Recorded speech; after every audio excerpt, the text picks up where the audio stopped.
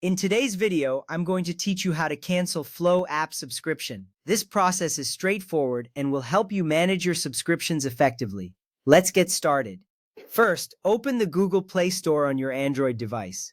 You will see a colorful icon that represents the App Store. Once it's open, the screen will display various apps and games. This store is where you can manage all your apps, including subscriptions. By accessing the Play Store, you initiate the cancellation process. This is important because you need to enter the correct environment to find your subscriptions. You should feel confident as you proceed since this is a commonly used feature. Next, tap your profile icon or avatar in the top right corner of the screen. This icon usually has your picture or initials. Tapping on it will open a menu with various options related to your account. It's easy to locate and ensures that you are accessing your personal settings.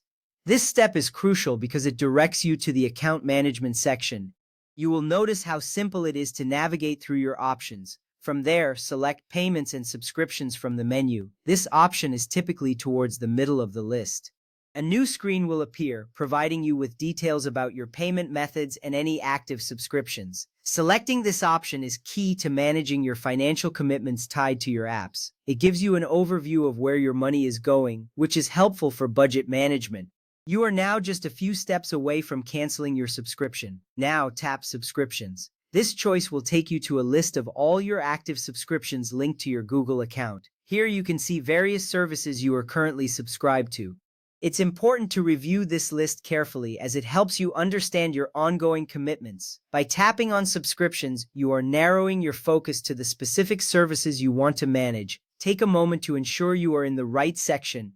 Next up, find and select Flo from your list of subscriptions. You may need to scroll a bit to locate it. Once you find Flo, tap on it to access its details. This step is vital because you want to ensure that you are canceling the correct subscription.